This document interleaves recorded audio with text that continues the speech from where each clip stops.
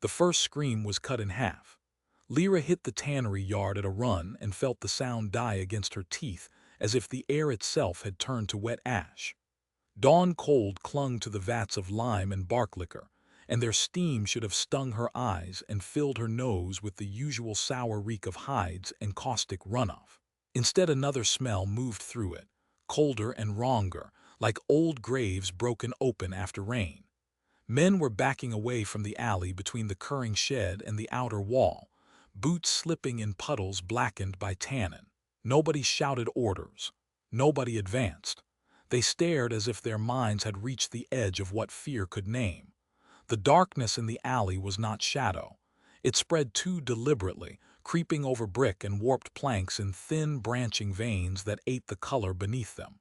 A dropped lantern lay on its side near the mouth of the alley, flame still alive, but the light around it had gone gray, dulled to the shade of dirty bone. She knew the place from another life only because it had not mattered then. That realization turned her blood to ice more surely than the smell or the deadened light. In the future, she remembered, the first breach had opened 3 streets east beside the chapel cistern. Bells had announced it. Fire had made it visible from half the district.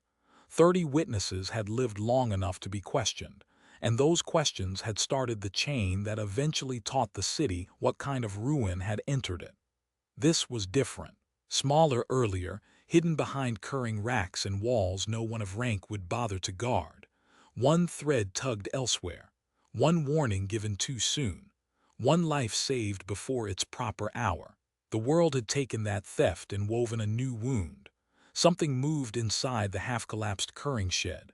Boards bowed outward without breaking. Something pale glistened in the cracks, not flesh, not wood, not any common rot. Then the wall seemed to inhale, and the thing within unfolded in increments that made her stomach turn, as if it had too many joints and kept remembering fresh ones. Eyes opened across it in wet clusters, some animal round, some faceted like old amber. They blinked out of rhythm. A mouth formed where no mouth should have been, splitting the smooth dark between those eyes. When it spoke, the voice came soft and cracked and impossible, wearing the exact cadence of her dead brother on the winter night he had begged her not to leave him in the pass. "Do not let him see me, Bran." He stood 10 paces to her left beside an overturned cart of scraped hides, one hand braced on the wheel as if courage could be forced by locking his knees. He had followed her when she told him not to. Of course he had. Bran had always mistaken loyalty for silence and fear for obedience. His face had gone bloodless. She saw the instant the voice touched him, though he could not know whose it was. Something in him recoiled anyway, as if the words had pressed fingers into a scar he had never earned. The darkness in the alley twitched toward him like a hound catching blood on the wind. Then the gray men came through the yard gate. They never rushed. They never needed to. 3 first, then 2 more behind, all in rain-dark coats too heavy for the season, hems untouched by mud. Their faces were the same smooth blur memory always gave her, as if each feature had been smeared across wet paint. In her first life they had walked the aftermath of disasters, measuring the dead, collecting names, removing survivors who had seen too much. Here they had arrived before the tally, before the district even understood it was bleeding. Lyra's hand found the knife at her back and kept going to the short iron hook at her belt, a tannery tool she had stolen an hour earlier for a different problem entirely. Fight the gray men and Bran died in the crosscurrent. Run and the yard sealed around them. Use the thing in the shed, and she gambled on a horror she did not understand. The old instinct sharpened by one lifetime of losses said kill the nearest threat first. The newer, harsher wisdom whispered that the future had come off its track, and certainty was only another form of blindness. She stepped between Bran and the alley and drove the iron hook into the packed earth so hard the haft split the skin of her palm. Pain flashed bright, blood ran hot over her fingers, every eye in the shed turned toward her at once.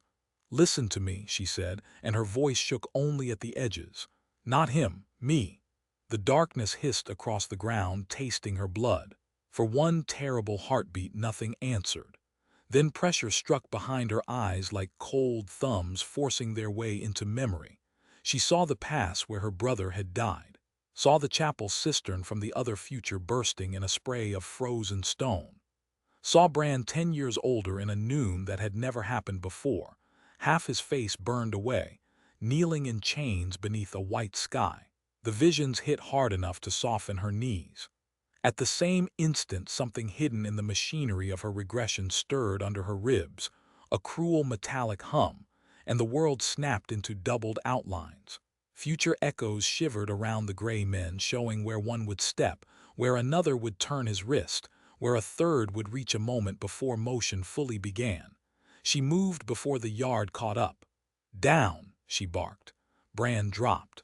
The first gray man reached for her throat and found empty air. She tore the hook free and drove the iron point into the inside of his knee, not deep enough to kill, deep enough to ruin the joint. He folded without a cry. From beneath the warped shed door a ribbon of black surged out, not striking Bran, not striking her, but coiling around the fallen man's arm. Where it touched, his sleeve frayed into dust. So it had hurt her. So it could be told. The cost came at once. Agony split through her skull. Warm blood ran from one nostril to her mouth. Her vision dimmed at the edges. One of the gray men turned toward Bran anyway, adapting too quickly, reading new paths through the yard. Lyra caught the future echo of his movement a blink before it became real, and slammed her shoulder into Bran's chest, driving them both behind the hide cart as something thin and colorless sheared the air where he had been. Leather straps snapped overhead. A vat burst behind them with a reek of tannin and rot. "Move," she gasped, grabbing his wrist. There was an old runoff grate behind the curing shed, half concealed by bark sacks and warped boards. In her first life, smugglers had used the underworks to cross 3 districts unseen. In this one she had hoped not to need it yet. Hope had become a luxury before sunrise. She dragged Bran through slurry and chemical sludge, kicked the boards loose with a heel slick from mud and blood, and exposed stone steps dropping into river-damp blackness. Behind them, the thing in the shed rose higher. Its back split and spread like wet wings trying to remember bone. More eyes opened, gleaming blue-white through the dark. When Lyra shoved Bran down the steps, she felt the unmaking slip after them along the walls, quick as spilled ink and already learning her name. The descent was slick with centuries of seep and fresh runoff. Bran nearly fell on the 3rd step. Lyra caught the back of his shirt and hauled him hard enough to wrench his breath loose. Above them, the daylight narrowed to a broken square crossed by frantic shadows. Then, one of the warped boards thudded back into place on its own, and the tunnel dropped into a darkness so complete it seemed packed into her lungs. The air below was cold and mineral, threaded with the rankness of old floodwater. Under that lay something sweeter and fouler, the smell of opened flesh left too long in a cellar. Lyra stood still until her eyes shaped the dark into useful lines. The narrow service passage, the runoff channel cut through the middle, the alcoves where oil jars had once been stored against siege rationing. Bran's hand found the wall and scraped along it. His breathing came too fast, too loud. Behind them came a wet dragging sound, not from the steps but from the stones themselves, as if the darkness above had found the cracks and was pouring down through them. "Don't run," she said quietly. "If you run, it follows the panic." Bran made a broken sound. "You said it heard you." "It did." "What is it?"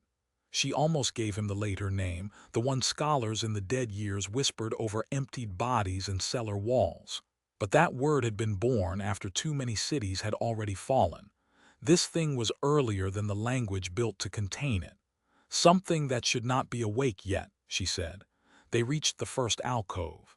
Lyra shoved him into it, then searched the crumbling shelf by memory. Her gamble held. Beneath stiff old oilcloth lay a maintenance box. She had hidden in this same tunnel once after the Ash Levy riots, 17 and a half blind from smoke, and watched an underwarden crack open one of these boxes with hands that did not shake. Lime dust, iron pins, sealing wax, flints, useless to most, not to her. The dark gathered at the mouth of the alcove before she could get the box fully open. It did not rush. It thickened, rose, and chose a shape because shape was easier to fear. A hound came first, all wrong in the joints, shoulders too high, spine ridged like a row of hooked blades under slick hide. Then the face lifted from the black, and four pale eyes opened in a skull that kept shifting where its edges belonged. Blue-white light leaked from its gaze, and every pulse of it answered the metallic wire humming under Lyra's ribs until her teeth ached. Lyra. It was the first time Bran had said her name like a plea instead of a challenge. She did not look at him. The creature's attention had fixed on her with an intimacy deeper than hunger. In the trembling blue-white edge of its stare, she saw not this tunnel but another corridor from another year. Stone glazed with frost, comrades screaming behind a barricade, while a larger darkness tested the seams of the world. Winter blood replaced tannin in her nose. Captain Serret's voice rang in her ears, ordering her to hold a line that had failed anyway. The memory hit so cleanly her knees softened. The hound cocked its head, and she understood with a sick drop in her stomach that it was not reading her face. It was tasting the future inside her. "No," she whispered, fumbling for the iron pins.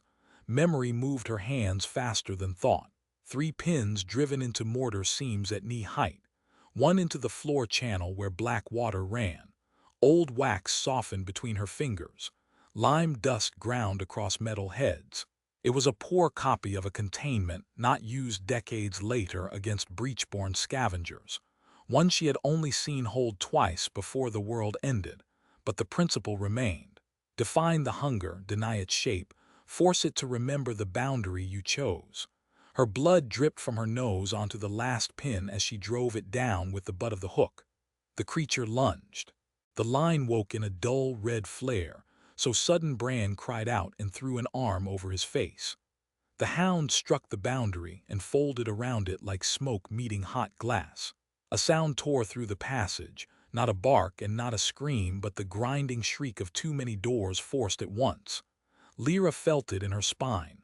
The hum beneath her ribs spiked. Symbols she had never learned flashed white behind her eyes, and something in the hidden engine of her return clicked forward, hungry and pleased. The hound convulsed, dragged half its body free, then snapped back when the blood-marked pin in the runoff channel held. It bought only a breath, but it was a true one. The creature crouched inside the makeshift boundary, pacing a circle no wider than a butcher's table, its edges shredding and reforming. Each time it passed the pin marked with her blood, it slowed, watched her, remembered her. Bran stared from the glowing line to her shaking hands as if he had never seen either before and wished to every god he still had not. Then Lyra felt another presence. Not from Bran, not from the hound. From far above, beyond stone and tannery roofs and daylight, a brief cold pressure settling between her shoulder blades. The unmistakable sensation of being found by something patient. One of the future echoes had not faded when it should have. It had climbed. Her pulse turned heavy. The thing in the circle was contained for now, but not tamed, and whatever had noticed the flare would trace it back to her if she lingered. She wiped blood from her mouth with the back of her wrist, and looked at the hound-shaped dark as it lowered itself to the stones like a beast waiting for a command. It hated itself for wanting. She did not wait to learn whether the line would hold for a minute or an hour. A bound hunger remained hunger. The colder danger had already lifted its face toward her. Lyra snatched an old lantern from the ledge, seized Bran's sleeve, and dragged him down a side passage before his fear could root him to the stones. He came with a stagger and a curse, looking back twice at the pacing shape in the red circle. The second glance changed him. She felt it happen as surely as if a hinge had swung inside him. Whatever he had believed she was before, a hard-eyed woman with bad timing and sharper instincts than kindness allowed, had cracked. In its place stood something he could not fit inside the world he knew. "Move," she said. He moved, but not because he trusted her. The side passage climbed through old service shafts that stank of wet brick, ash, and spoiled runoff. Lyra counted turns by memory and by the ache building behind her eyes. In the first life, the Bell Street fire had begun with a burst lamp in a dyer's loft just after the mid-meal bell, giving the watch 10 wasted minutes of shouting before the tar store caught and made it a district blaze. She had learned much later that the spark itself had been laid hours earlier, hidden in a ledger crate beneath resin cloth. Stop the crate and the loft would still burn, but smaller. Stop the witness from dying in smoke and trampling, and the chain of accusations that poisoned the ward for a year might bend toward something survivable. The hatch above them had warped shut. Bran shoved first and failed. Lyra jammed the hook into the seam and heaved until the scar across her ribs burned like a live coal. Wood shrieked.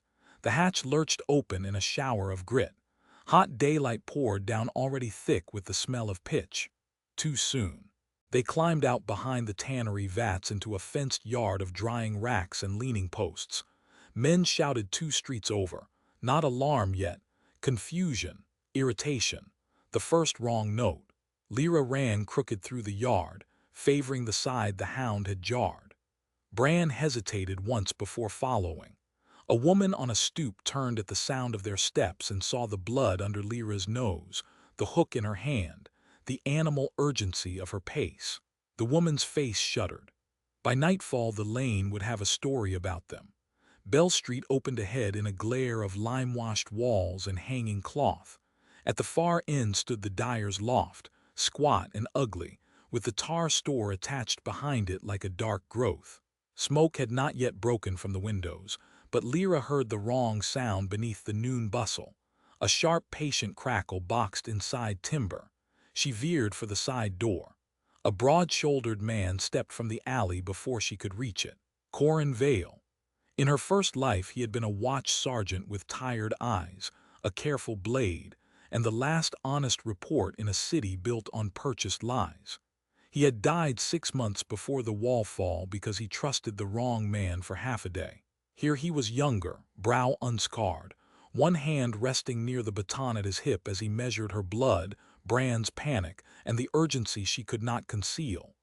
"Stop there," he said. Everything in her wanted to tell him the truth and be believed. Instead she saw the other Corin on a rain-black parapet, dying astonished because she had reached him moments too late. Grief made her reckless. "There's a resin crate under the north loft desk," she snapped. "Pull it now or this whole lane burns." His gaze sharpened. "How would you know that?" Behind him, from a narrow upper slit, a thread of smoke curled into the sun. Lyra moved before he finished reaching for her. She slammed the hook's butt into the latch, shouldered through the half-open door, and took the force of Corin's grab across the ribs she had already abused. Pain burst white. She nearly fell. Bran, to his credit or terror, barreled in behind her and delayed the sergeant for one precious heartbeat. Inside, the loft smelled of dye, resin, and heating pine. Lyra dropped to one knee by the north desk, yanked aside the cloth, and seized the crate hidden beneath it. Heat swelled through the wood like a trapped pulse. "Out!" she shouted. She hurled it through the open side window. The crate hit the cobbles outside and burst in a cough of sparks and black flame. People screamed. Corin swore, not in triumph but in shock, because proof and accusation arrived together. Above them the loft timbers answered with a hungry groan. Fire licked along a beam that should not yet have caught. Too fast. Her change had cut one thread and tightened another. They stumbled back into the street under a rain of splinters. Men ran for water. Women hauled children from stoops. The tar store had not gone up, that much she had won. But across the lane an old Cooper's awning had taken the sparks, and flames now raced sideways toward the row where the witness lived. A smaller fire, a crueler path. Corin caught her wrist before she could break toward it. His grip was iron. Ash darkened one cheek. "You knew," he said quietly. "Either you said it or you belonged to whoever did."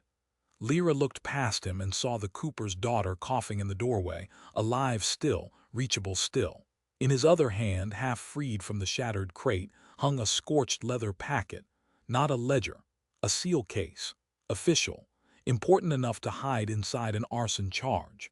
Bran stood 3 paces away staring at her as if deciding whether to run for the watch or from her. The cold pressure between her shoulders settled deeper, satisfied now that she had named herself in fire. Lyra twisted hard against Corin's grip as the first beam collapsed across Bell Street. The impact shook grit from the eaves. In the shower of cinders she tore half free. Corin's hand slipped from wrist to sleeve. Cloth ripped.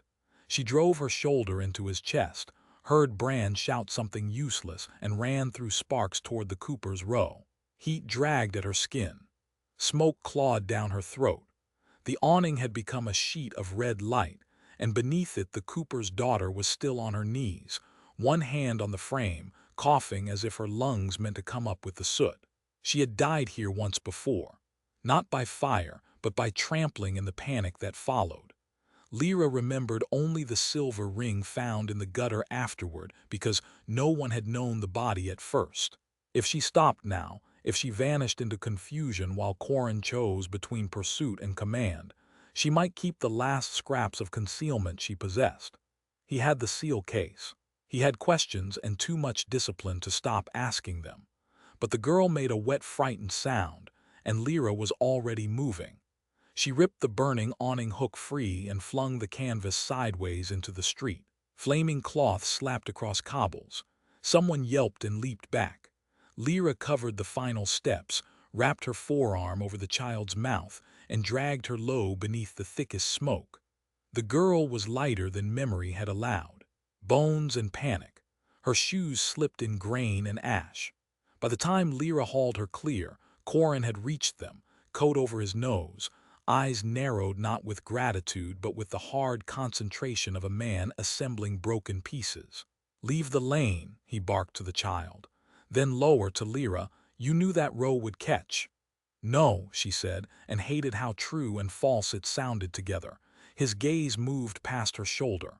Lyra turned and saw, on the soot-dark wall beside the Cooper's door, a mark she had not noticed before. 3 thin lines pressed into the brick in the shape of a split eye. Not painted, scored. Fresh dust still clung to the edges. Her pulse faltered. In the first life those marks had not appeared until the weeks before the hollowing, on cellars and infirmaries and alleys where the dead ratio started to shift. Men had called them gang signs until entire districts went silent. A pebble clicked from above. Corin looked up. So did she. Across the lane, on the slanted roof of the dye house opposite the fire, a figure stood where smoke thinned against the dusk. Too still for a frightened tenant, too balanced for a looter. The face was covered by a dark wrap, but in one hand the figure held a narrow lantern with the shutters mostly closed, letting out a seam of violet light.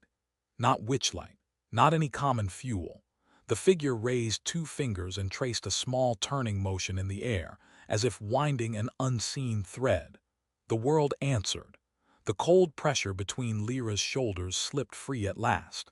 Shadows spilled down the wall beside her boots like water running upward, gathered, and rose into the shape of a lean animal not much larger than a wolf. It had no clean edges. Darkness feathered from its spine in ragged filaments. Where its eyes should have been, 2 dim ember-blue hollows opened and fixed on the rooftop stranger.